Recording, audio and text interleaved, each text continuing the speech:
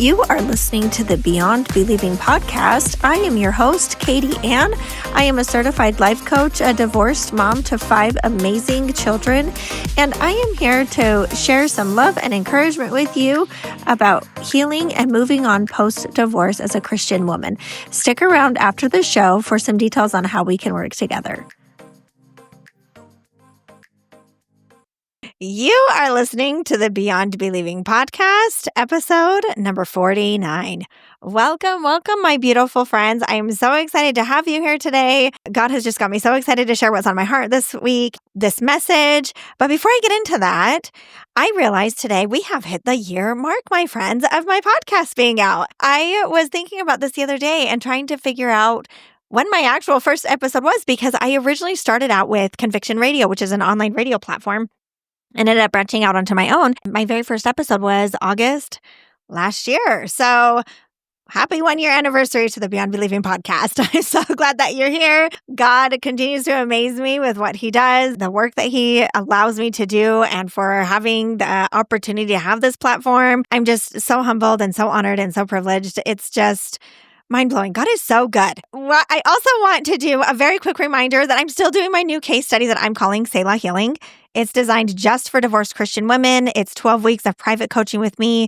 We're getting crystal clear on how to create the life post-divorce where you're waking up refreshed, at peace, and breathing, my friends, every single day. And I promise it's possible. I have the most amazing clients that I have the privilege to work with. Getting to watch them and their progress that they make continues to just humble me that I get to do this. So I have just 4 seats left for my September group. I'd really love for you to be one of them. Find all the details in my show notes. You can find all of my social media links as well, along with how to contact me in my show notes, because I am still taking prayer requests. I do love to hear from you, my listeners. So please continue to reach out. As always, my friends, I don't say this enough, but I do pray for the Spirit to be with me and over every single podcast outline that I do and before I share any of these, because I truly desire to share His Spirit with you, His Word, His truth. And as you seek Him out post-divorce, for you to find His rest, to find His healing, and for you to find His peace this season of your life. I truly, truly believe these are principles that will continue to refine and help you grow in each season of your life, not just this post-divorce season, because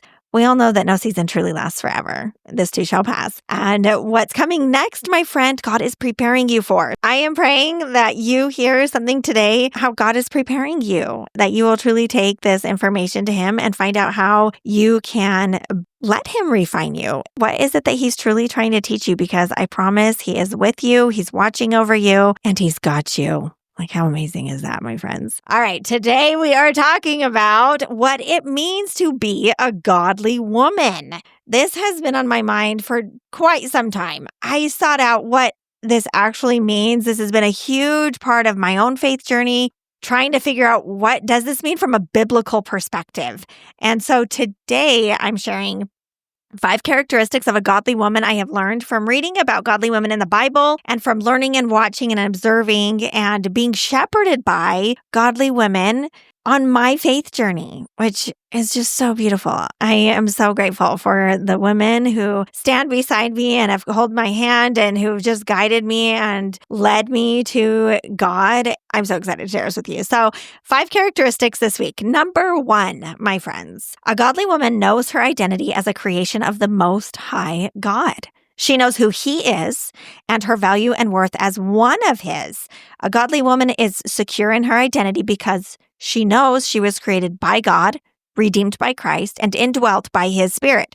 Her worth isn't in her past, in her divorce, in her role, or her accomplishments. It's in being God's beloved daughter. So some examples of this are Ruth in the Bible. Oh, you know how much I love Ruth. If you haven't learned about my Ruth and Boaz story, go back and listen to that. It's called Love Again. Because Ruth, this isn't just a story of loyalty for Ruth. Like, this is a transformation, a story of redemption. Ruth not only left everything familiar to her, But she was willing to do that because her identity wasn't in her possessions or who she had been, but in who God was shaping her to become, in finding and understanding the God of Israel and becoming an Israelite. Mary Magdalene is another one. In Luke chapter 8, verse 2, and in John chapter 20, verse 16, she was bound by 7 demons, and those were cast out, and she then found her true identity as the first witness of the resurrected Christ. Like, that is powerful, my friends. She went from literally an insane, possessed woman. She was living this very isolated life. She was an outcast. God healed her.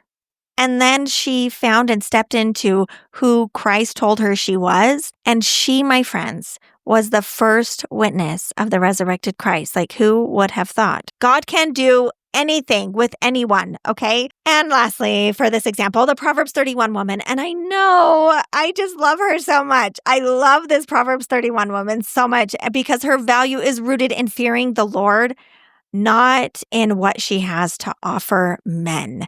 And this is what I think is so powerful about the Proverbs 31 woman is she seeks God and his wisdom, and then she lives it out. Oh, my friends, I just love this so much. For those of you who don't know my personal journey, I grew up Mormon. All throughout my marriage, I was married in the temple. I was a very devout Mormon my entire marriage.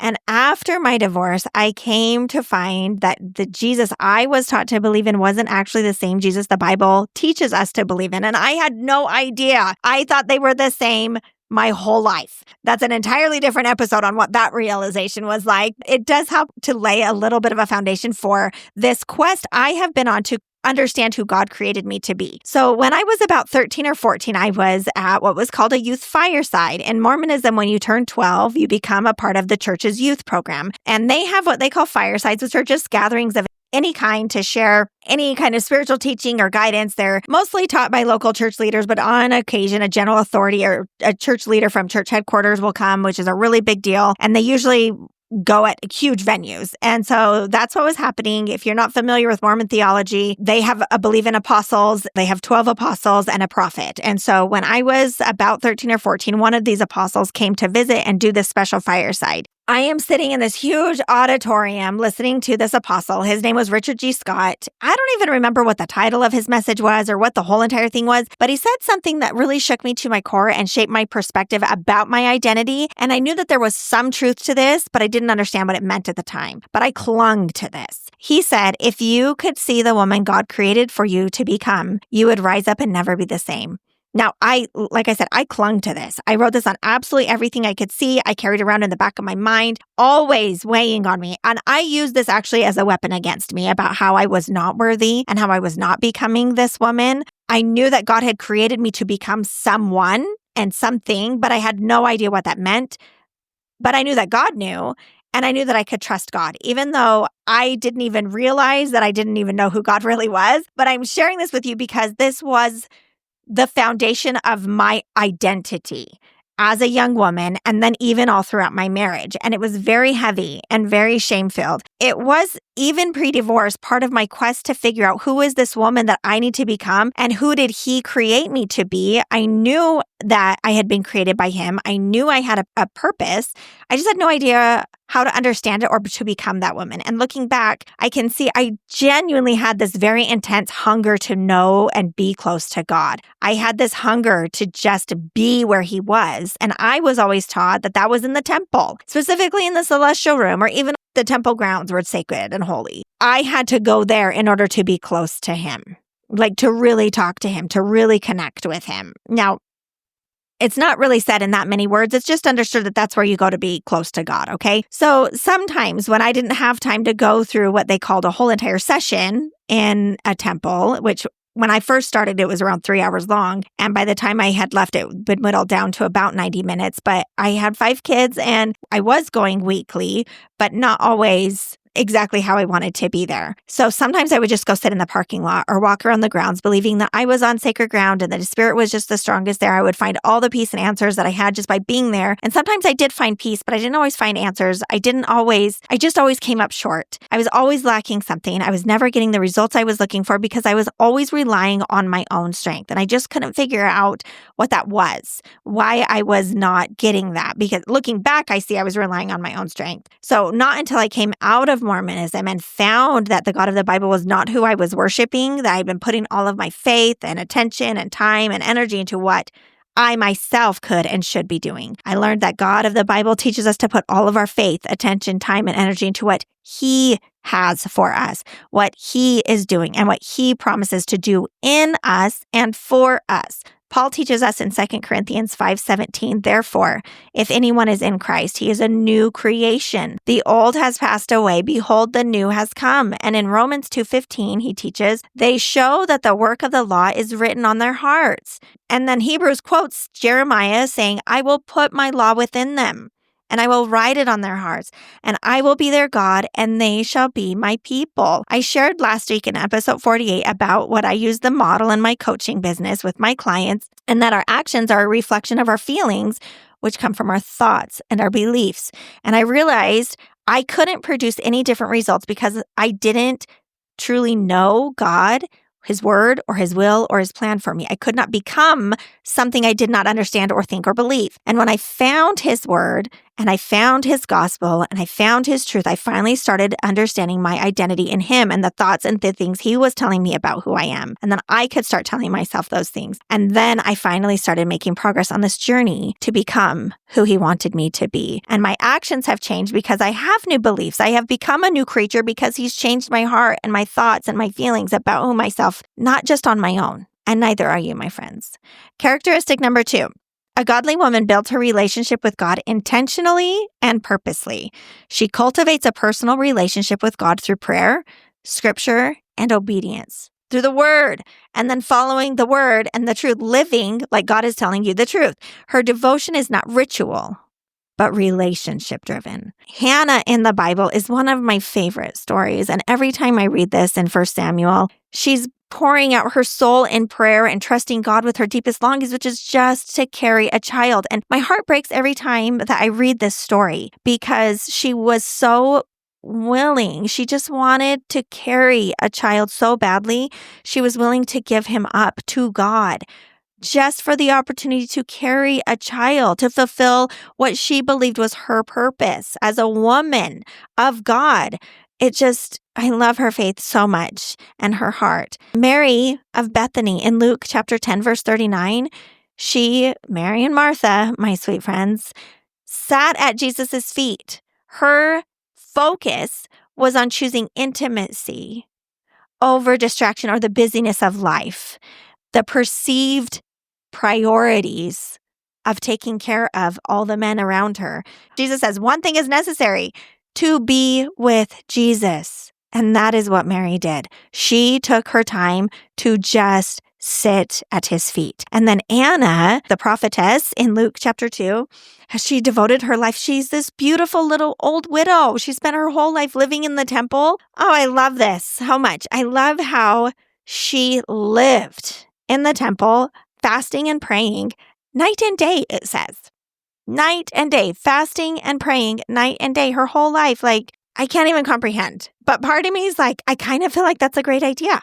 You know what I mean? But post-divorce life as a Christian woman can feel incredibly isolating and lonely, my friends, and I get it. And each of us has a natural desire and a hunger for a godly relationship, but we don't all believe it's truly possible. I knew before I ever went through my divorce that I had to become a better wife.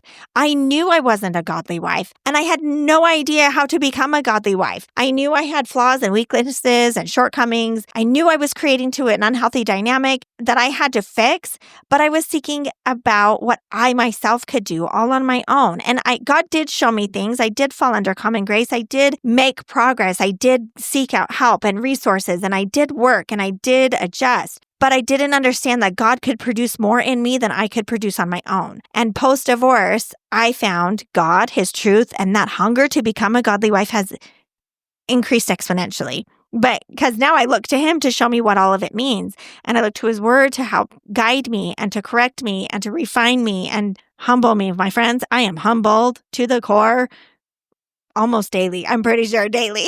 My friends, let me tell you, God is abundant. He has so much to offer you and so much to give you and so much to fill you with. We're going to get into this a little bit more. Jesus tells us in Matthew 7:7, ask and it will be given to you. Seek and you will find. Knock and it will be opened to you. James 1:5 says, if any of you lack wisdom, let him ask of God who gives generously to all without reproach, and it will be given him. And this is a foundational verse in Mormonism. Both of these are verses that I read and knew very well, but I didn't understand them because I didn't understand who God was. But in verse 6, James qualifies how to ask. He says, let him ask in faith with no doubting.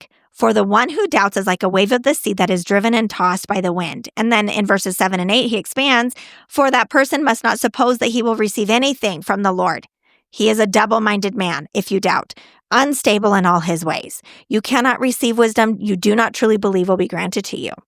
You cannot receive something you don't actually believe is going to be coming for you. I was so desperate for truth and to find this woman God created me to become by the time I went through my divorce that I had no room left for doubt. God was literally all I had left. I knew he was real. I'd had enough experiences from what I now understand as common grace, as I mentioned, that I knew he was real. I knew, and I was absolutely determined to find him. And there was no room to doubt. I knew he existed, and I wasn't going to do anything but find him. That was truly my sole focus. And that is when God truly opened my eyes to him and his word and who I was as his creation. And he continues to do so abundantly. My friends, it blows my mind. But this requires time and attention, focused attention. I like to joke that post-divorce, God says, now that I have your attention, because he literally removed every single thing that possibly could distract me. And all I had was time. All I had was him. I used to think that women who started getting up early to sit with God were just absolutely crazy, or to have like their alone time in the morning. I was so exhausted, my friends, by the time I got to my divorce. I was just in survival mode. I could not imagine at that time getting up earlier, but now I cherish that time and I am so full that every moment I get to spend with God, and even throughout my days when I still have my alone time, I just call it my God time, because there isn't anybody else to share my thoughts or feelings with but God. And I found that God strengthens and carries me so much more. And it's been a process adjusting to the early mornings and this alone time, especially after having 5 kids and being the full soul caregiver, that then only having them half the time and being alone half of the time is like a huge adjustment. But I found it just invaluable. I frequently ask myself if I am focusing, like Mary, on that good portion. She was seeking Christ, and he said that her sitting at his feet was the one thing that was necessary. Anna lived her life in the temple. She lived it out with God. There can never be too much time for the Lord, my friend. He is the creator and the author of time. He will stretch out whatever you have when you give yours to him willingly and fully. Characteristic number 3, a godly woman values her role as a woman of God and as a helpmeet for her husband. And she works to refine herself in both of those ways. Whether currently single or married, my friend, she honors God's design for women as nurturers, helpers, reflectors of his love.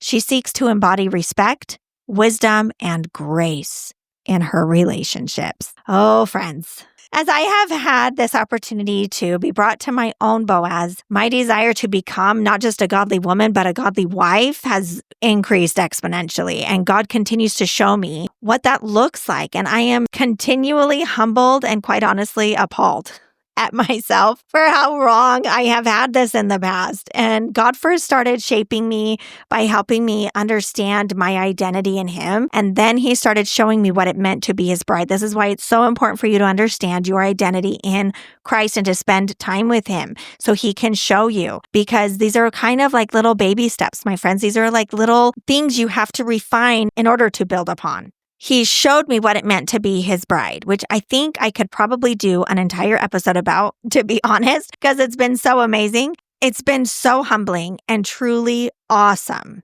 to learn about. Because Christ being our husband, God being our husband, and us being his bride was not something that I learned growing up. We talked about it. I knew that he's the bridegroom and the church is the bride, but I didn't understand the depth of it from a biblical perspective. He started pointing me, God did, the Spirit, to scriptures about his love. And he opened my eyes to what his love looks like, to what it acts like, and what it feels like. I recently started and finished reading a book called Love and Respect to help me understand this concept a little bit better, these roles of men and women and what it means to be a godly wife. The author quotes Ephesians 5:33 as the foundation for all of his teachings regarding love and respect, which says, "Let each one of you love his wife as himself, and let the wife see that she respects her husband." A godly wife is respectful to her husband, my friend, not just submissive, as most women point out in Ephesians 5. And as my courtship with Boaz, as my Boaz has progressed, I'm continually in awe of how this understanding of this love of God and being his bride and what it means to be the recipient of his love, how it shows up in my Boaz's character, in the way that he talks to me and shares his love with me, and the way that he shares the word of God with me. And I could never have recognized those characteristics and sought them out and really appreciated them and recognized them without understanding first from God what that really meant. So if you're listening to this and you're thinking some version of, well, I have yet to find a man worthy of my respect, or if my ex were more, fill in with whatever respectable characteristic you find him lacking of, then I would show him respect. My friend, I have just a little hard truth for you. You are describing a transaction and not a relationship. Can you imagine if God treated us as transactions? What if God only showed you love, justice, mercy, forgiveness, or grace after you proved to him you were worthy of it? I know you know the answer to this. You would never be worthy, my friend, and you would never receive any of those gifts that he freely offers and gives to you. Ephesians 5:32 says this mystery is profound, referring to marriage and how wives and husbands should treat each other. And I am saying that it refers to Christ and the church. We are to love and respect our husbands as Christ loves and respects the church, not as you deem your husband worthy of your respect. If you don't know if you can respect a man without requiring him to behave in a specific way, then perhaps you should give yourself some more time to develop your relationship with God before being in a relationship with a man. 1 Peter 3 teaches us that whether your husband is always on track, quote unquote, with God, whether he's following him, which let's be real here, when is anyone truly always on track? When is anyone without sin of some kind? Each of us is struggling with something, and godly men and you, godly women, are also not immune to mistakes. Okay, so 1 Peter 3 says, they may be won, the hearts of your husband, without a word by the conduct of their wives when they see your respectful and pure conduct. Do not let your adorning be external, but let your adorning be the hidden person of the heart. Oh my friends, the hidden person of the heart? I got to put that on something. That's powerful. And then he continues, with the imperishable beauty of a gentle and quiet spirit, which in God's sight is very precious. For this is how holy women who hoped in God used to adorn themselves. How is it, my friends? By submitting to their own husbands. Oh, my friends, this verse, if I still crocheted or knit or did embroidery, I would embroider this on something. I've got to put this somewhere. This is so powerful. This is so powerful, my friends. This isn't about someone being worthy of your respect and love. It is about committing to treat somebody with respect and love and being an example of the spirit that resides in you, that your life is going to reflect the spirit that resides in you once you've made a commitment to honor and love and cherish another man. Characteristic number 4, a godly woman understands the difference between encouragement and criticism, and she seeks to understand how to be more encouraging than criticizing towards her husband. Her words build up, not tear down. She knows the power of encouragement, blessing, and respect, especially in her marriage and relationships with godly men. My sweet friend, if you want a true godly man, you must become a true godly woman. I say this all the time, but I have learned that regardless of how godly a man is, if you do not know how to love, encourage, respect, and speak life into him, you will never have a godly relationship, my friend, because even the most godly of men, can be completely destroyed by the criticism and disrespect of his woman. Not because you have all the power in the relationship, not because you are a superior creature, not because you are inferior, but because the role of the wife is to be the help meet for her husband. Eve was made from Adam, for Adam, and she was brought to Adam. James 3:9-10 warns us of the power of our tongue. It says, with it we bless our Lord and Father, and with it we curse people who are made in the likeness of God, aka your husband in this specific situation, or a godly man.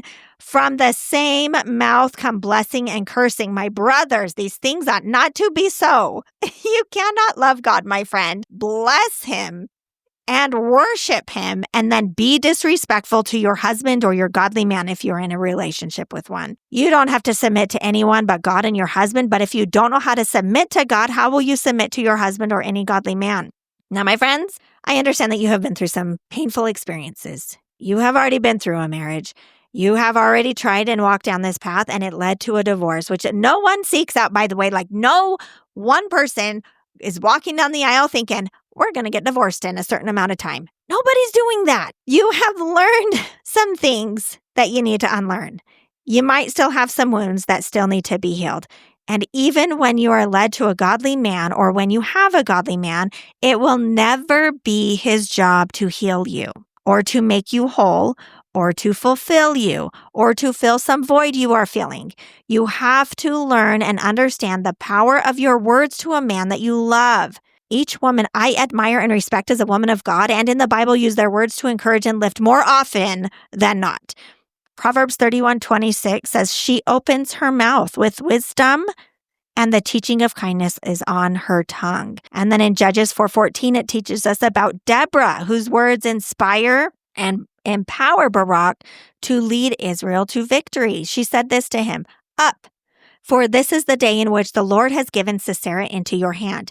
Does not the Lord go out before you? How powerful, my friend, if this is the prayer you are speaking over your godly man or your husband on a daily basis. Whatever is in front of him, the Lord has put it into your hands. Has God not paved the path before you to conquer whatever is out before your man that day? A godly woman understands the power of her influence and uses it to build up her husband. She prays earnestly for his success, for his safety, for his nurture and refining to come from the Lord, not from herself. And then, my friends, she gets out of God's way so that God can be the one guiding and leading her husband to where he wants him to be and who he wants him to become. She understands it is not her job to correct and refine her husband of his flaws any more than it is her husband's job to refine her of her own. It is also not her job to feel and heal and make her husband complete any more than it is her husband's job to heal or complete her. Now, I am not saying that godly women do not ever bring up concerns with their husbands, but they understand that there is a very fine line to balance as they do so, and they seek the wisdom and guidance of God to know what that is and how to do it. I'm going to just go ahead and say it is always the Spirit's job to correct and redirect us. Sometimes he works in us personally. Sometimes he works in us through the words of our partner. But this is why it's so important to have an intimate and direct relationship with God personally, because then you will better be able to recognize and discern between the Spirit's correction versus the criticism of the enemy. All right, characteristic number 5. A godly woman is humble and confident in her identity, her strength, and value. She understands what she offers, but she knows that ultimately she is not the offer for her husband or any man. God's saving grace, my friend, is the offer. She knows her strength comes from the Lord. She is not prideful or boastful, but she also doesn't shrink back. She carries herself with quiet confidence, clothed in God's grace. Now, Esther is one of my favorite examples of this. Like, I can't even imagine having to go before the king. And as I was reading Esther's story again, actually, this is in Esther chapter 4, I was reading how she responds to Mordecai's request to go before the king. And she reminds him that, you know, the penalty for going before the king, and she has not been requested for 30 days. She hasn't seen her husband in 30 days, my queens. Like, the queen hasn't seen the king or been requested to come before him for 30 days. But she goes with courage, humility, trusting in God. And I love that she prepares herself with a fast. She doesn't just rely on what she thinks is the right thing to do or what her uncle wants her to do. She fasts and prepares herself. So acting in courage, acting in the strength of the Lord requires guidance and closeness to the Lord. Another example is Mary, the mother of Jesus, as she humbly accepts God's plan for her to carry the Messiah, yet she boldly declares his greatness. At the same time, she knows she's unworthy, but yes, she is going to do what she can to step up to the calling she's received. And then, of course, the Proverbs 31 woman who I have talked about, and I know how much I love her, but it reminds us strength and dignity are her clothing. And she laughs at the time to come because she knows the Lord is before her.